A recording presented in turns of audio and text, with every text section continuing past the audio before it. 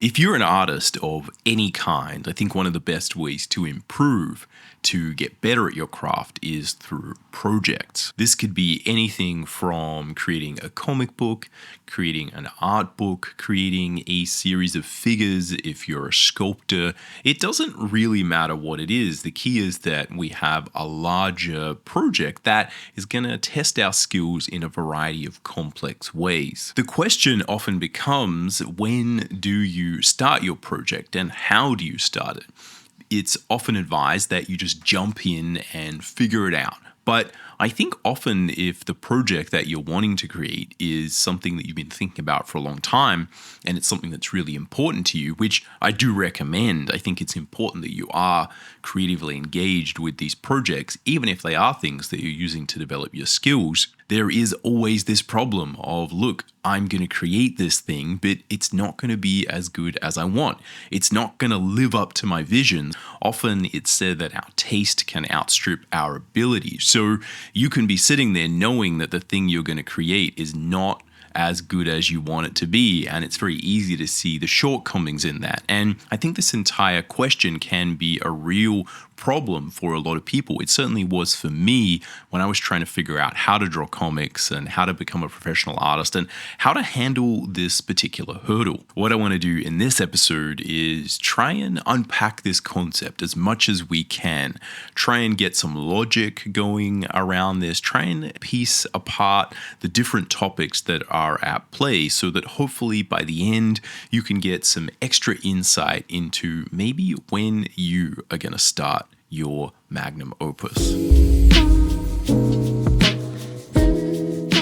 Welcome to the Visual Scholar Podcast. My name's Tim Mcburnie. I've been a professional artist for over 20 years, and on this show, we're all about demystifying the worlds of art, creativity, and productivity so that you can get better faster and enjoy your artistic journey.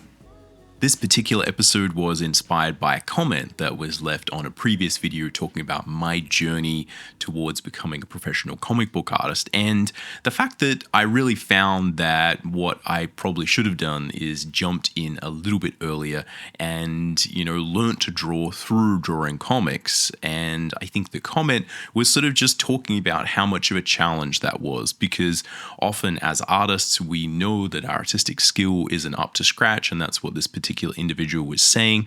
And I really appreciate this comment because it really spoke to the heart of the issue. And I think it's so important to try and unpack these sort of concepts, right? And really figure this out. Now, I still think that the best thing to do is to just move forward and jump in. But it is very true that if you just do that, the work that we're going to create is maybe not going to be as good as we want. And I guess the question is well, what's the point of doing that? What's the point? What's to be gained through creating work that we know is substandard? This is, I think, a fundamental sort of paradox. There's a lot of counterintuitive nature to this subject, but I think there are a lot of really, really important takeaways that not just relate to this, but a lot of art creation as well. This is certainly something that I have struggled with over the years, and personally I haven't made all of the perfect decisions here, so I'm not necessarily going to try and say, hey, you absolutely have to do this. This is the only answer. I think there are many paths to success here. But the real key is to understand what you are sort of giving up, what you're gaining, what the pluses and minuses of particular strategies when it comes to learning, creating projects, creating your project, or more specifically, creating the magnum opus, your sort of major project that you're really, really excited about. So again, hopefully you'll join me for this little discussion and we can try and learn a little bit about creating your own projects together. Okay, so let's jump in. As I said, I have done a little bit of both of these things. I have done a lot of sort of jumping in, maybe before I was ready, and consciously doing that, consciously sort of following my own advice essentially, and the advice of a lot of people who say, look, just start the project and get it going because it's just important for a multitude of reasons and you'll never regret it. And again, there's a lot of logic to this that I'll unpack, and I've sort of done that with many, many projects. And a lot of them have been sort of comic book projects or just things where I kind of have intuitively thought or sort of said to myself, like, look, this seems like a big jump, but let's see what happens, right? Let's see if I can sort of figure it out, jump in the deep end, and then sort of start swimming. I think I found that to be a good strategy overall. But certainly I've also, done a lot of procrastinating on creating my own projects. I spent a lot of time trying to create a lot of test pages, trying to figure out my style really early on in my development as an artist, and just doing a lot of kind of sort of blocking and stopping myself moving forward. Because again, as this sort of person was talking about in a comment, like I knew, my art wasn't good enough. And when I did test pages, like they didn't really look good. And that was very frustrating. So, if I kind of look back at that time and I would sort of give myself advice, my advice would still be like, look, yes, no, you needed to keep going there. The question is why, right? Like, why is it so important to keep going, and what is the value of jumping in? No matter how prepared I have been for particular projects, I have always felt that I was, again, in the deep end, that the actual result of the project was maybe not as good as I thought it could be. I've always looked back at things that I finished and completed, and I see a raft of issues, a raft of problems. Basically, as an artist, all I see when I look at the past projects that I've created are the mistakes. And I've sort of outlined the logic behind why I think this is in the past. And I think it's because essentially when we look at our own work, we are normally looking at it, trying to improve it, because that's a big part of art. So I will be, looking at a page of 7 pirates art that I completed, like a long time ago, 15 years or more ago, that page was done and there's nothing more I could ever do to finish it. And yet I'll look at it today, and as I see it, I'm kind of transported in time back to that stage because it's still in my memory somewhere back there. Again, the longer this goes, the less visceral it is, but still, I'm sitting there looking at that page and it brings me back to what I ate for breakfast that day, how I was feeling, what was going on in my life, what was working, what wasn't working, the art that I was looking at, why I was making decisions, and every single freaking thing that's wrong on that page. My eye just instantly, like a magnet, goes to that thing and I notice it and I'm like, oh man, why did I make that mistake? That's such an easy thing. That's such an amateurish thing to do. Everyone's going to notice this. And, obviously this is just a giant highlighter about, why my art sucks and why this is no good. And, I'm just kind of shocked that this kind of managed to get it through the editorial process onto a printed page. And the whole thing is kind of like very weird, right? So, that's my experience having created stuff, looking at my sort of earliest work. And look, it doesn't really get that much better. Frequently I'll say that the more the creation process is a little bit more fluid, a little bit more creative, a little bit more personal, the more I tend to look at the work and, kind of look at it fondly, let's say. But yeah, any of these kind of projects where I had like a big vision in the beginning, and through the process of kind of like a very much larger process that was maybe sort of whittled down, creatively changed, modified, there's always a sense that I look back at that project and kind of go, what would have been better? So fundamentally, all I would say is personally, I've always felt that way. Whenever I start a new project, I feel like I'm out of my depth and I'm not quite sure what's going on. And I think there's a fundamental degree to where this is similar to, and I've said this before on the channel, how people relate to fear. So you have people whose job it is to go and do scary things, like go and fight other people and put their life on the line. And they describe not necessarily becoming fearless, but just learning to live with fear. The emotion persists.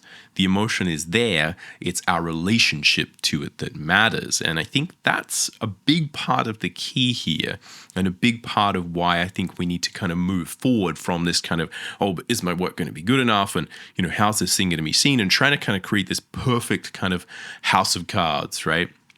This perfect sort of masterwork, and understand that, look, what we're dealing with here is our own emotions as creators, and this fundamental weird thing that happens when you create something where you, the artist, view it some way before you create it, and then you, the artist, view it a different way as you create it, and then you, the artist, view it a different way after it's created, and then the viewer, who is not you, views it a completely different way. And never the twain will meet. None of these things necessarily have a huge logical relationship to each other. And I think this is both one of the major frustrations as an artist, but it's also kind of part of the beauty of the process. It's something we have to learn to live with, whether we like it or not. Now, it's important to state, before I move on and kind of unpack this a little bit more, that it's really key for you to follow your own sort of emotional guidance here. Again, I think emotions are the key.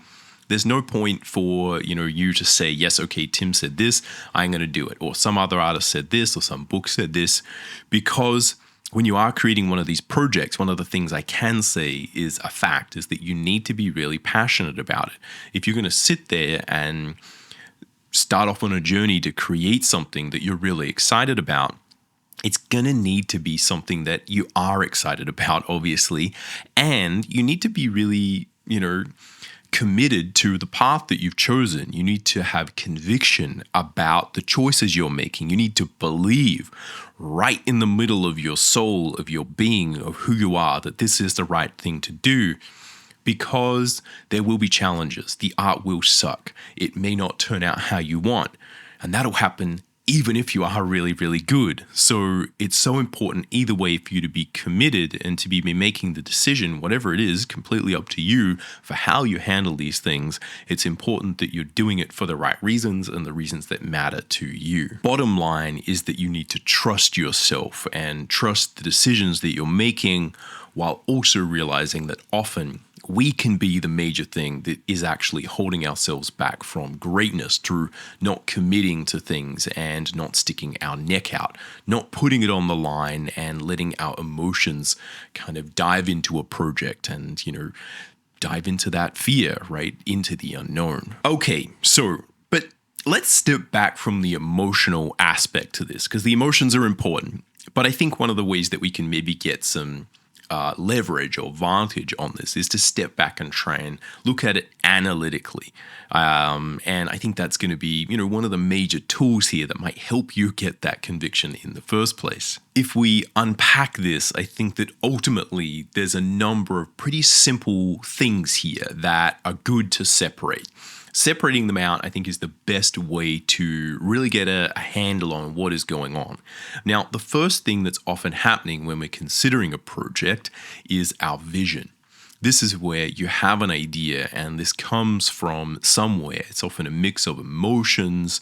It's a mix of who you are, but you have an idea for what your story, your project, your board game, your series of three-dimensional figures, your whatever.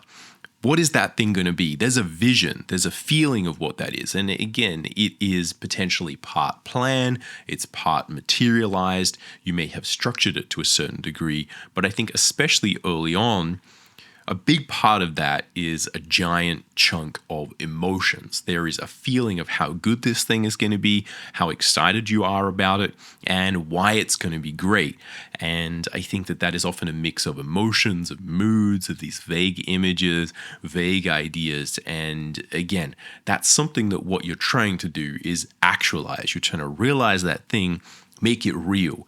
So the goal that we often have is to kind of turn this thing, our vision, into a physical product. And we want that physical product obviously to be as close to our vision as possible so that people can see it and agree and we can share our vision with them. The second thing that's happening here is that we obviously need to get there, we need to develop skills. So if you imagine that there is some project and it's finished and it's realized, as a process of doing that, or before we do that, we're going to have to develop XYZ set of skills. And this is where for a drawing or sculpting, process. Again, whatever it is, you're going to be dealing with things like anatomy or perspective drawing, storytelling, whatever it is. These are just the actual skills that we are probably seeing in the beginning are, at a deficit. My drawing's not good enough, my storytelling, I don't have enough experience with this, I want to tell this story, but I don't really know how to draw that.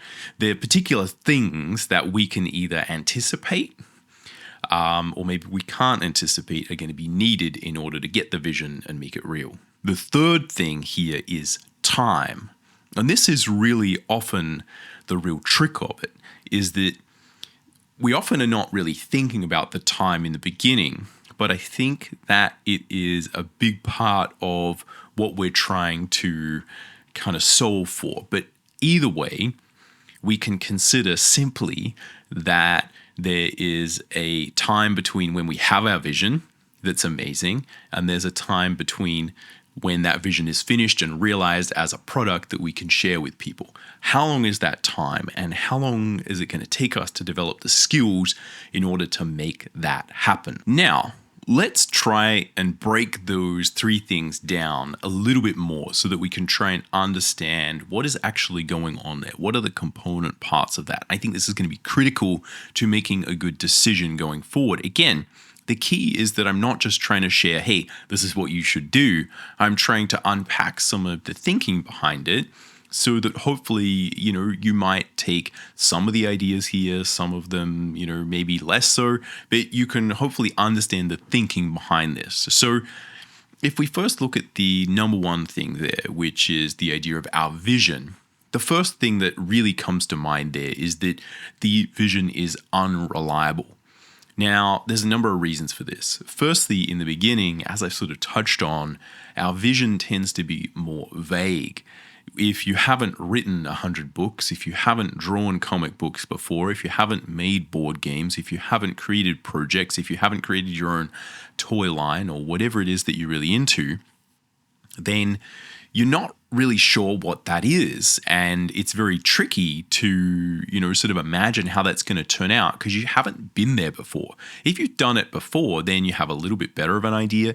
And as you've done it again, then you have a better idea, because part of the creation process is understanding what is possible in a given medium.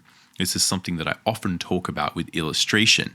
If you think about, as a simple example, an illustration is a two-dimensional image, but often in the beginning we think in movies because we're often so exposed to movies and cinema and Hollywood. So often our ideas are moving, but one of the biggest challenges as a two-dimensional illustrator you have is to create the sense of movement through a two-dimensional frame, a single one. And in the beginning, what I find often is students are struggling with this concept because they're imagining moving images and then they try and translate that into a two-dimensional image and it just doesn't work. Now, as you create more and more images, what you start to do is to realize the thing you have to imagine is a static image. And the better you can imagine a static image that looks like it's moving, the better your creation process in general will be. There's a number of reasons for this. One is that there are often limitations and advantages to a two-dimensional static image. And secondly, your feeling of whether or not that succeeded or not and your vision was executed properly is going to depend very much on whether or not the thing you imagined is what you create. If you're imagining something that is not possible with a given medium, which is frequently the case for people, i.e. the imaginary thing you have is not optimized for a particular medium, you're always going to feel, no matter how well you execute that idea, that it's not what you had in mind. So the vision itself is inherently at the beginning a little bit vague, I would say untrustworthy. And also you have to keep in mind what I'm always going on about on this, show and all my other channels and stuff is that we are not good at judging the quality of our work. We are always going to feel as if the work that we're creating is not quite as good as we wanted. And a big part of that is, again, the refinement of your skill, of your craft, of understanding how to turn your vision into something real. And we're constantly refining that. But I think, again, this is a good thing. It's not a deficiency of an artist. I think it is a fundamental part of the creative process. We're always looking for constant self-improvement. How can we make things better? Part of making things better is figuring out what isn't good and what needs improving. Another thing here that's really, really important to understand, and I've touched on this briefly, is that you have multiple different versions of the vision or how you feel about a particular project. Now, there's the one that is existing before you begin production, let's say. This is before you've really committed to doing it. Now, what does the commitment look like? Like, I think there is a fundamental threshold that we cross where, again, I'm using a comic book because that's something I've had experience with, and that's what this particular sort of comic was really directed at. There's a point at which you would be able to create a thing that is representative of the final product. So for instance, we have like coming up with an idea, doing design of characters, creating a storyboard, creating a script. None of these things are really the product, let's say. And so we can create them and still have a feeling of like, this is still going to fit our vision because we haven't actually created a page yet. We haven't created a finished page. And it's only when you create something, even if it's just one finished panel, where you're starting to see, oh, this is actually what the product is going to be. And that's the fundamental threshold, I would say, where you start to do that. Now, that is not necessarily the finished product, but that's that threshold that we cross. Before that threshold, you're dealing very much with your vision of the project and all your aspirations of it and what it could be, what it should be. And this is very much a positive experience because you haven't committed to anything yet, you haven't made any mistakes yet, and you know, this thing can still be, unlimited. It can still get 100 out of 100. Its possibilities are endless and infinite, and it's really nothing but positive vibes at that point. Then invariably, you will have your vision and your feeling and your experience of your vision as you actually start to produce it. And this is going to be a different version of how you relate to the thing that you're creating. And what happens a lot here is you deal with different challenges that come up. Oh, I designed a character for my comic book. I thought they were going to look a little bit like this. And turns out, some of those things aren't quite working. Or, I thought I could draw this type of background and, looks like I need to get more reference or whatever it is. It could also just be that, often in the middle of all projects, you kind of just are grinding through. You're just kind of like going through the messy middle of a project, and you have probably, compromised a little bit at that point. You are just into production. Most of the creative fun tasks are over, and you're just kind of doing it, but you can't see the light at the end of the tunnel, right? And there's all these aspects of creating a project that sort of how we view it and how our vision and our feeling of our vision is going to be when we're in the thick of it, when we're actually in production, when we're creating it. Now, the other thing you have as a relationship to your work is how you view it after it's finished. So obviously there'll be a part of that process where you can see the light at the end of the tunnel. You can see the end. It's happening. This is all good. And then it's over, and then it's finished, and then it gets produced in some way, reproduced, and then you kind of see it, and you can no longer change it, right? Again, there's another threshold whereby it goes to print, right? It gets sort of cast, it goes to manufacturing, whatever it is. You finish it. You finish the last page of your sketchbook project, whatever it is. It's the last page. You can't go and add more. You can't fiddle around with it. It's done. Then there's how we view it after. And how we view it after is different to those other two. Because obviously, we've made compromises. We have maybe made creative choices that were happy accidents. It may be better than you imagined. Either way, the way that we view it after we finished it is its own special beast. And, for me, as I've said, often, I see a lot of the mistakes, but I can't change them, right? It's like, I see the way that, oh, that's right, I had this idea for this book. I really wanted to inject this feeling, and I had this feeling, and that happened with the Seven Pirates book that I created, where, I really wanted it to have maybe a little bit more of a a dark kind of traditional pirate vibe. I really wanted to get a little bit more character in there, a little bit more grit. I wanted a little bit more expressiveness to things. I wanted it to be a little bit more bawdy, let's say. Again, the words I'm using don't adequately describe the feeling that I wanted the art to have to me when I finished it, right? And I'm just sitting there going like, it's not quite what I had in mind. Now, again, I don't know whether or not other people see that. They definitely don't see the image I had in the beginning. Whether or not they see the thing that I wanted them to, or maybe something else, again, this is why creation is tricky, because we're not always a good judge of the work. We are actually not a judge at all of the work. Other people get to judge the work and they get to experience it. And every single individual experiences our work in a different way. So other people might see the Seven Pirates, the Treasure Island, and they might see that, look, it has a little bit more of a simpler style. It's light. Maybe it doesn't have that bawdiness, that darkness to it. And they're like, this is great. This is what I wanted. So this is complicated. There are many aspects to the vision and how you, as the artist, will relate to the vision, how you feel about it day to day as you see it, as you pick the finished product up, versus if you rewind 1 year, 10 years, 20 years, however long it takes you to finish it, and you have that sort of fresh vision. These are very, very different things. They're inherently unreliable, and it's all a little bit messy when it comes to your vision, your creative aspirations for your masterwork. All right, so if we look at skills, what skills do we need to create this, to make this vision real?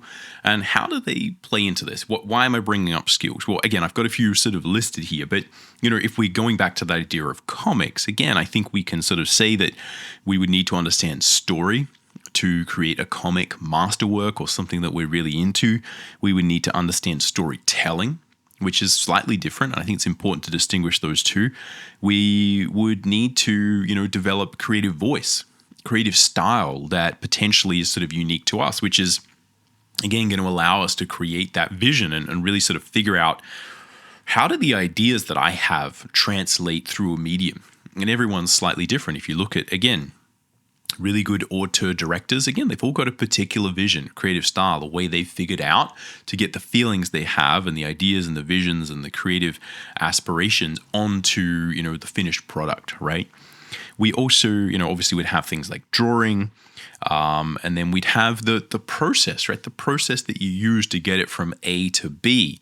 Now, there's also going to be a giant subset of those particular skills. So we could have drawing sub-skills, which might be like, again, anatomy, perspective, how to draw hair, how to draw grass, how to draw trees, how to draw leaves, how to draw a science fiction environment, how to draw ellipses if you need to draw cars, how to design science fiction environments, how to design trippy, psychedelic, horror environments. Whatever it is you want to do, you need to learn how to draw those particular things from a visual library perspective.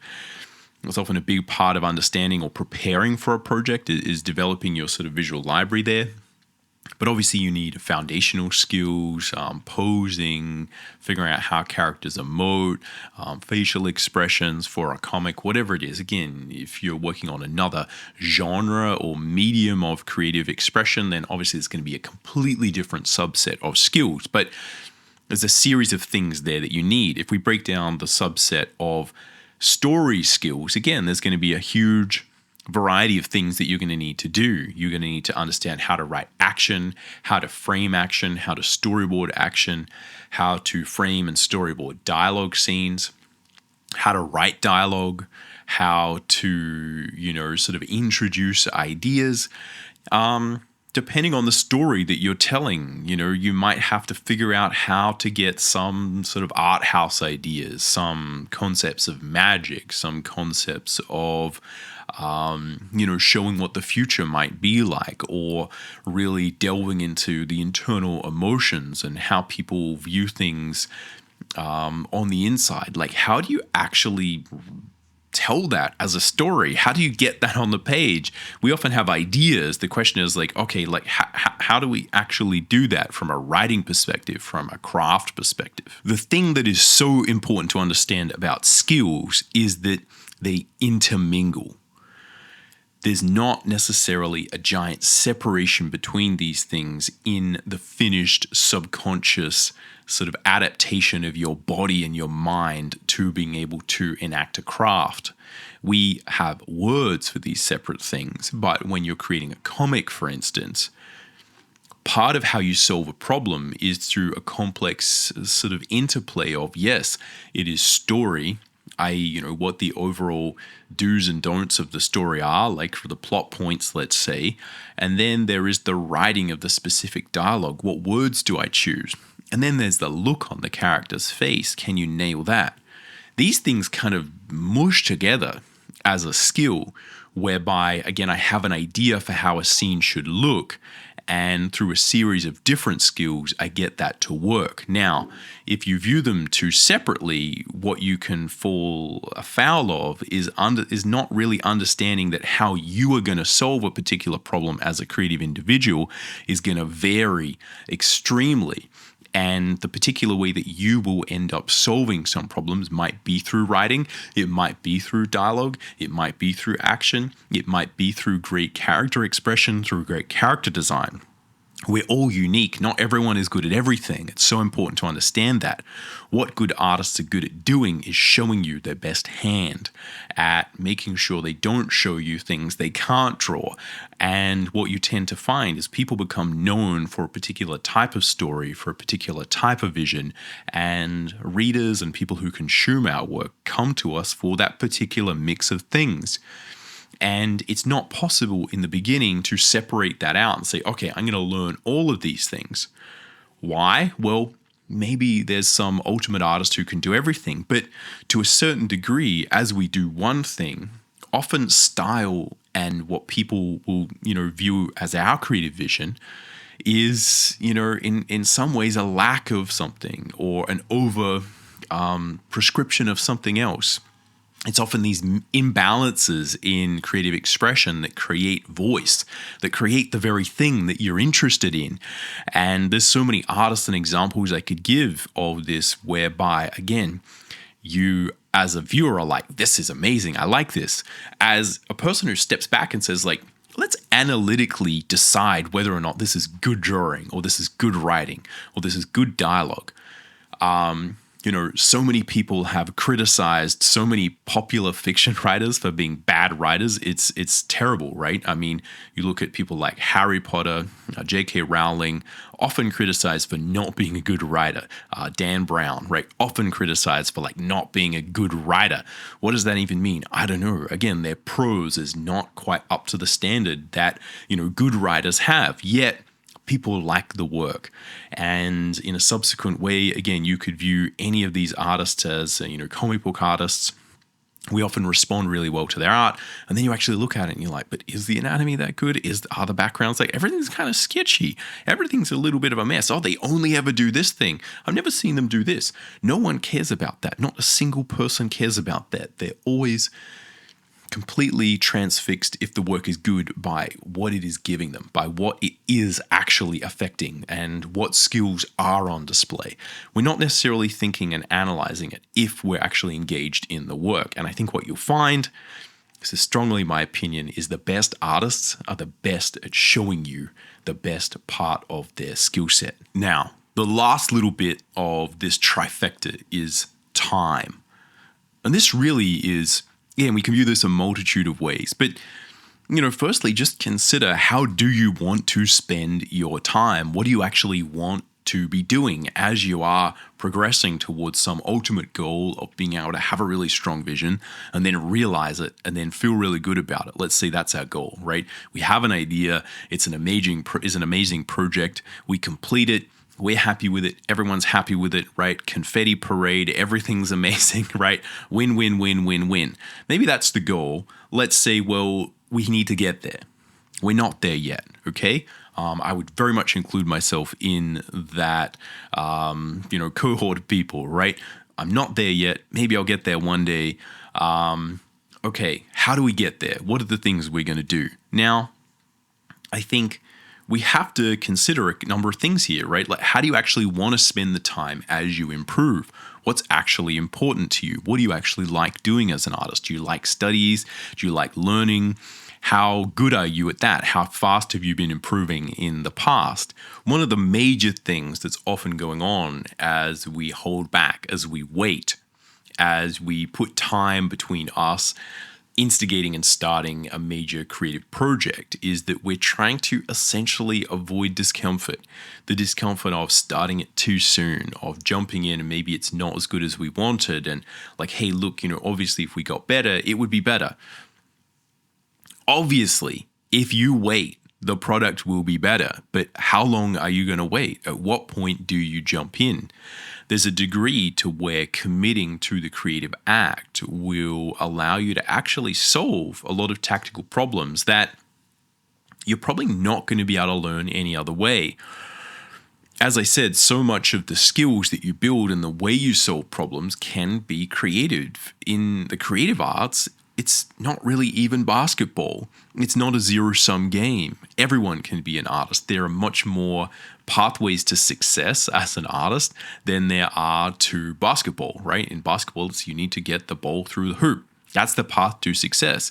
As a creative professional, as a creative individual, there's many, many more ways you can do that. And as I've said, often it is the deficiencies we have and the way we sort of counteract those deficiencies as artists and overemphasize particular things that will actually define our creative voice and our creative style. It's only until you jump in and figure those things out that you're sort of faced with the particular problem that you need to solve. You need to develop the skills specifically to, get it over the line.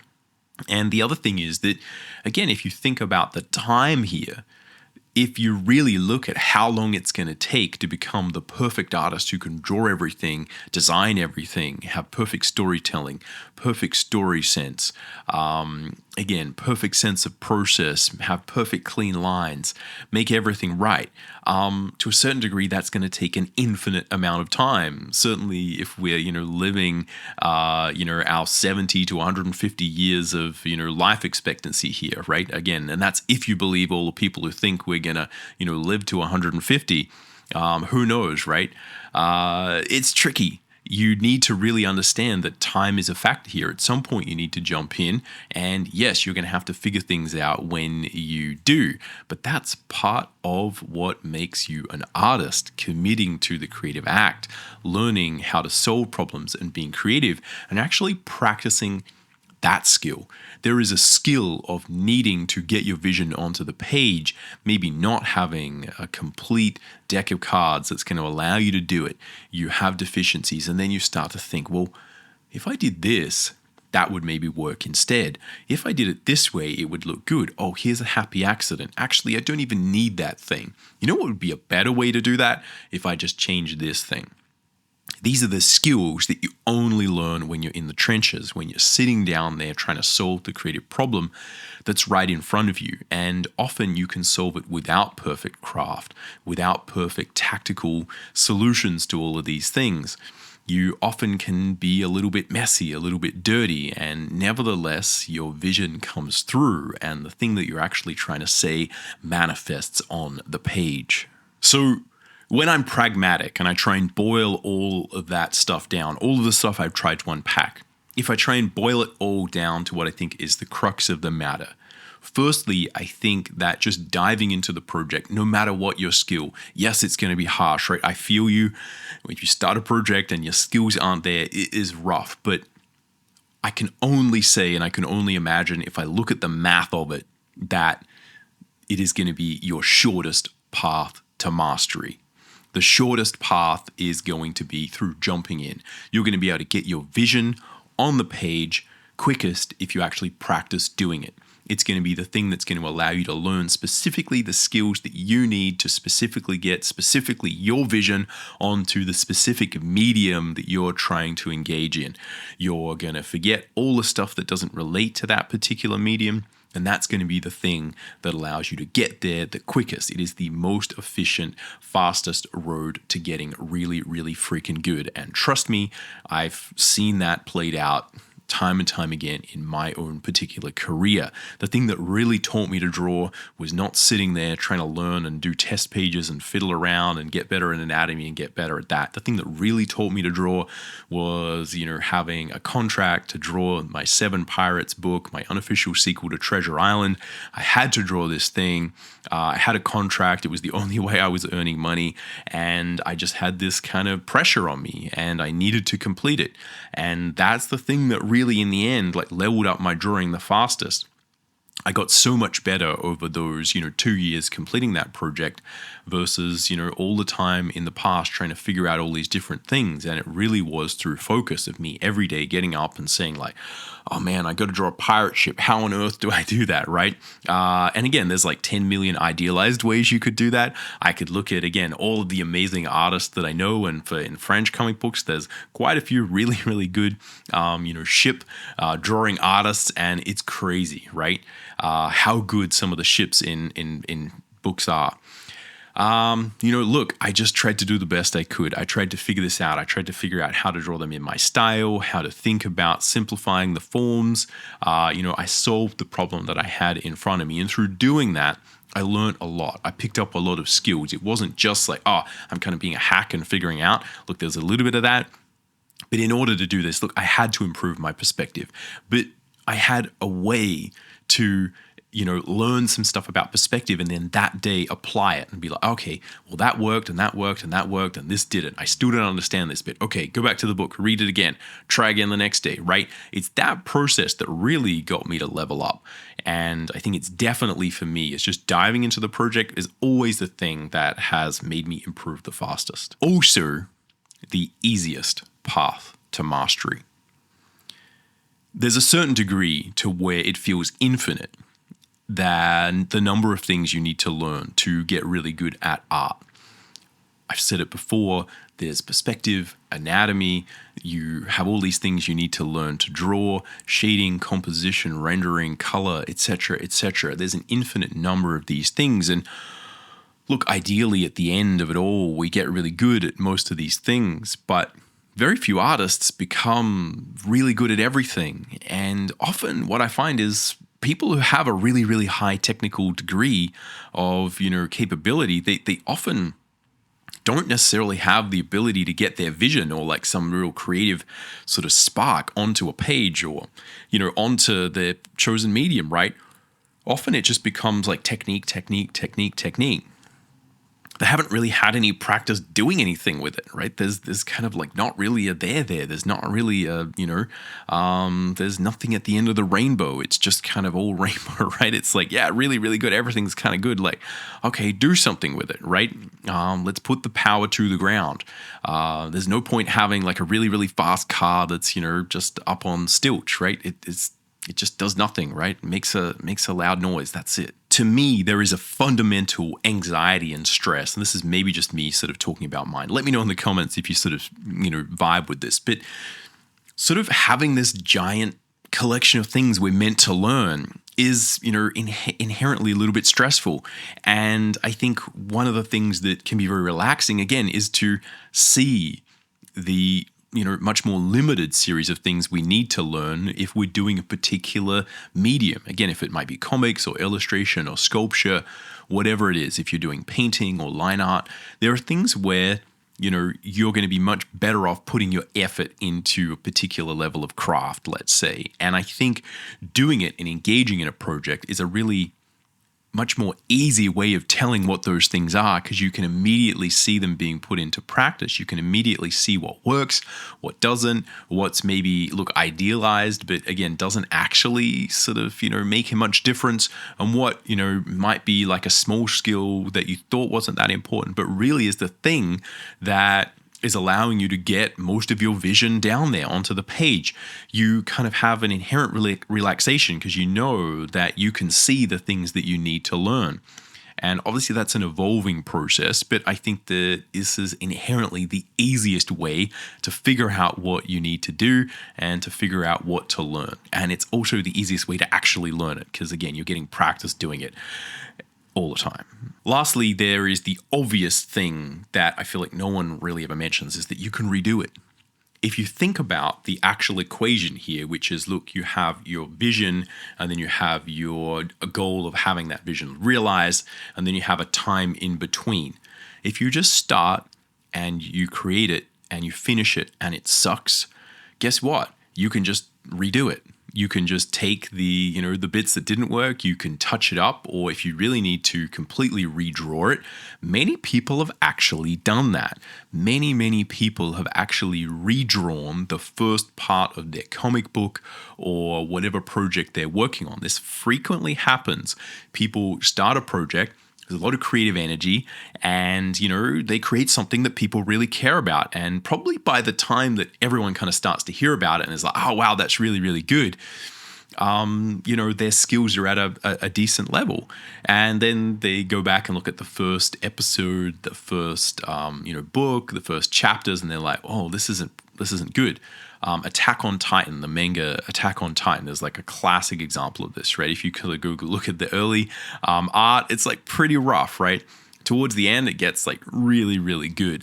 And again, so much of that, I think, is the artist figuring out like how to show these scenes. We have these giant, like écorché, skinless, giant creatures walking around, and what works and what makes that particular story sing is the shots, the feeling of like, oh, you have a little person and a big person. How do you frame that shot? How do you get that happening? How do you get the scale? How do you sell that whole idea? There's like just such a terror in that book of that concept.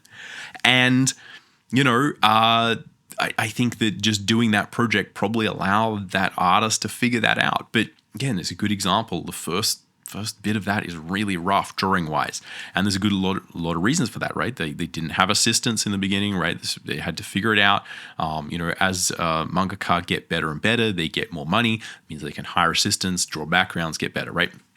Either way, just jumping in is something that you can always do, but people frequently will go back and redo it, right? Or you have like One Punch Man, right? Another great example from comics and manga where, again, someone did it and the art wasn't that good, and another artist said like, hey, I'll just go and redo exactly the story you've got, but I'll make the art better, right?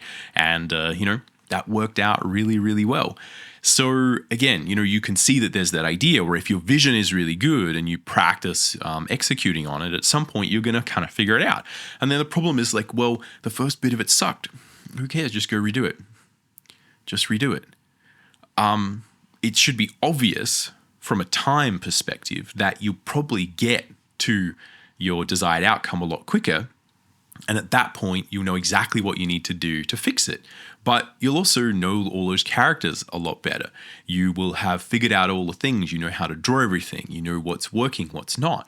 Very, very easy to go back and redo the start of a book that sucked than it is to, sort of try and prepare perfectly to start it. Because in every single one of my experiences, the first bit's rough anyway, right? It's always rough. It's always not quite right. It takes a while for everything to sync up, even if, you have a lot of experience doing these things. So again, as for what it's worth, you can always redo it. You'll learn so much in the process. You can always redo it. There's always a chance for you to create the masterwork and have it perfect. In the end, you can just redo it. It's really easy. All right. Hopefully I've made the case there for just jumping in. Before we go, what I often like to do is really try and encapsulate these things in some takeaways. Now, that's sort of my opinion, right? That's my opinion. Look, just jump in. Your journey is obviously your journey. You've got to figure this stuff out for yourself. As I said, very, very early on in this particular episode, you need to have conviction that the path forward is the right one. But hopefully I've helped you understand the issues at play. But anyway, let's jump into some analytics, see if we can really think about takeaways, what can we actually do with this information, and move forward right now. So if we look at the analytical takeaway, how can we understand this? I think the most important takeaway here is to understand that as artists, we are never really happy with our own work. I think that obviously the more advanced you get, the more you're maybe not going to feel embarrassed about it. And there's obviously, a huge difference between the way I feel about my work when, it was really amateurish and I can see that, where I'm like, oh, I don't want anyone to see that, right? It's really, really bad. And then there's stuff where I'm like, oh, that didn't really turn out how I wanted. I'm so annoyed this didn't quite get across. I should have done this instead of this. right? Like one is kind of first world problems, right? And that's like fair enough. That is fully legitimate. But again, we're always going to have to learn to deal with this feeling that like, hey, the work could have been better. And I think starting a project is actually a really good way to come to grips with that, to start to deal with that, to start to figure out how we relate to that. So again, we're always going to have a complicated relationship with our work. We're always maybe going to feel as if it should be better. And you need to take that into account, that even if you're just starting out and you're having these feelings, realize that you're going to be the same person, right? In 10 years, 20 years, 5 years, whatever it is, you're going to be the same person. You're probably going to have similar feelings, right? If you're someone who's really harsh on yourself, you're probably still going to be really harsh on yourself, right? I think that people who get really good at this just come to terms with it. They come to be at peace with the creative process and understand what is and isn't possible. And often, they're just like, look, I'm going to do another project and I'm going to try and, improve on those things as I move forward. Secondly, if you really want to get analytical about this, I think it's important to take into consideration the math. Look at the time and be pragmatic about what is actually going on. As I just said, you can redo it. I think that jumping in is one of the fastest, most effective, easiest ways to actually learn the skills you need. And if you kind of avoid the very simple mathematical nature of this, I think you can often, frequently, as I have been, and again, let me know in the comments if you have different experiences. I'd love to know other people who have had counter experiences, because again, we're all different, but I frequently look back and mostly the things that I regret are me being like, I was just being really hesitant for like a year. And then, I dove in and, the exponential nature of what I learned when I was actually diving in and trying to do it versus when I was kind of fiddling around and sort of dipping my toe in the water is like huge, right? And I think if you just look at the simple plan of like, here's where you are, here's where you want to be, what's the fastest route from A to B? If you want the bro version of this, it's really simple. Yes, just do it. You're going to learn a whole bunch. And if it sucks, you can just redo it. Okay, if you want some like more structured takeaways, like what can you actually do? And what are some ideas for maybe like, yes, you agree with all this, it's kind of okay. But I would say something that's more important is like often the real challenge with like starting a magnum opus work is it's big. And I think it being too big can often be a major impediment. So there's a couple of things that I often recommend when it comes to starting a project and sort of dipping your foot in the water, right? Really sort of jumping in, where you can kind of have your cake and eat it too, right? I think there's a lot of actual really simple solutions for this. And the two would be, firstly, just start practicing, jumping in, creating pages if this is a comic, creating like assets if you're trying to create a board game or some kind of video game, for instance. There's things you can do where I would sort of frame this as a snippet, a vertical slice, let's say. Let's try and create something that is close to that finished product where you're going to start to see, this is what people are going to see. How can I improve this actual product? So a good way to do that I think for a comic is really useful is just think about, okay, let's take one image or one scene, a very, very simple scene. Almost imagine like you're going to take one page out of your 5,000 page magnum opus book and you're going to draw it right now. Now, often there are key scenes, there are key things that are going to be interesting, that are going to test you. You've probably thought about some of these things. Let's just draw one page of that and practice going through the steps, going through the process of doing it. You can throw this page away when you're done. It's not important. It's very low impact. So just take a snippet, single page. You don't have to think about this as being something anyone else will ever see. This is just for you. Again, you're still in the pre-production phase. You're not committing to anything. You still have all that sort of protection.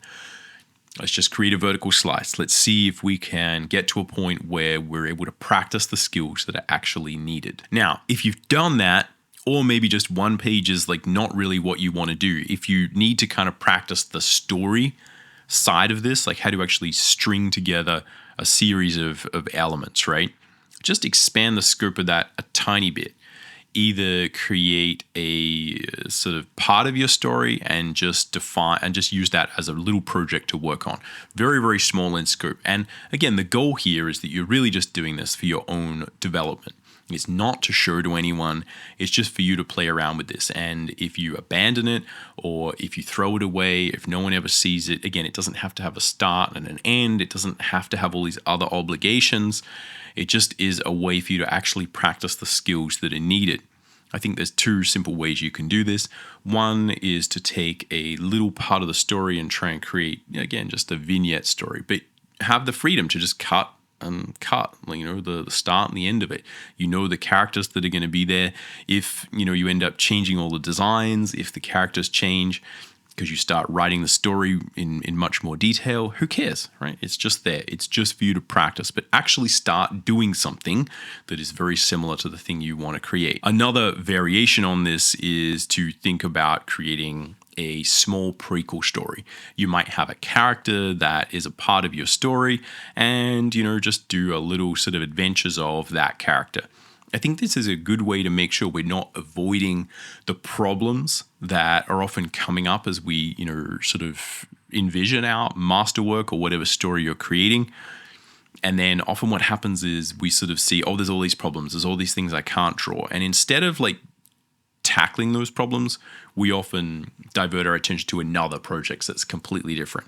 Because again, that doesn't have any of the challenges we had with our previous thing. The goal is to deal with the challenges, figure out how to draw those things, figure out how that storytelling works, and just get stuck in as soon as possible. The key here is to create something that is a vertical slice, an actual unit of production.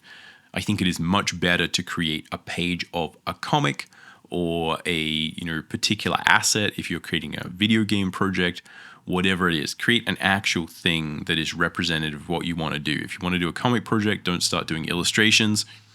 Create a page, right? That way you're actually going to learn and build the skills you need to do the thing you want to do. If we look at this from a more philosophical, spiritual point of view, for me personally, I think it's been so important to understand that it is the process that defines us as artists.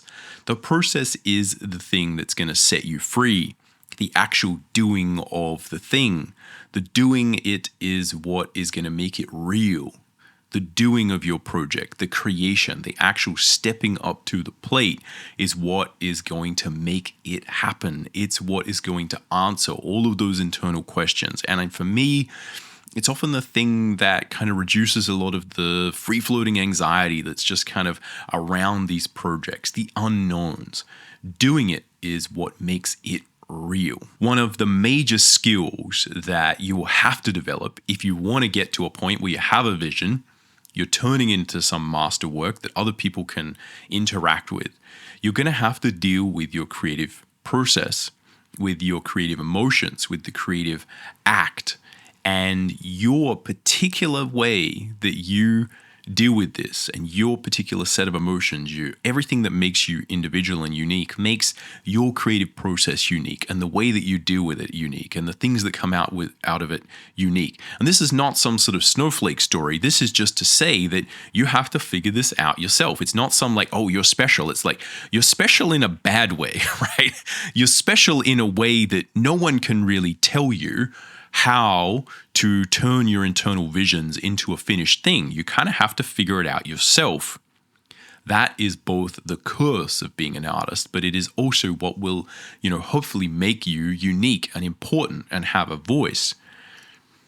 These things that you're feeling, the series of emotions, the apprehensions you have, the doubts, the aspirations, all of this stuff is going to persist. And it's so important that you learn to relate to these feelings, to manage them, to figure out what they mean, how to optimize this initial process, the pre-production process, as a way to actually squeeze more of your vision into the final product. The things you will learn about your process through understanding that initial vision and your apprehensions of what you are and aren't excited to do, where you're maybe holding back, where you're maybe, again, being too afraid. These are things that will teach you to become a better artist in the long run. You cannot learn this stuff by holding back, by learning techniques and skills. You can only learn this through doing it. And I think if you understand that, again, the skill is not to, master everything so that we don't ever have the feeling. The skill is to sit with the feeling and to make these fears and apprehensions and creative processes and things our friend. Anyway, That's probably all we got time for on this one. Let me know if this was interesting. A little bit of a deviation from the normal video that I was going to make, but I saw this comment and it really got me inspired to try and put my 2 cents in on this topic, because again, I really feel what this person was saying, that this is a major challenge. And a lot of this advice, it kind of makes sense, but it's like, what do you do with that? How do you actually jump forward? What about this? What about that? So as I said, your choice, your decisions are totally yours. I have ignored this advice, and again, I sort of look back on that, and I'm like, should have just sort of jumped in, right? But again, one of the reasons I didn't at the time was because it's really hard, right? And maybe there is just some degree to where again, this whole thing is about learning the creative process, and maybe we all have to learn this little lesson on our own to a certain degree to really internalize it and believe in the path forward. Anyway, let me know if you got any comments, suggestions. Leave a like, subscribe if you're listening on YouTube. Leave me a review on podcast platforms, and we will catch you on the next one.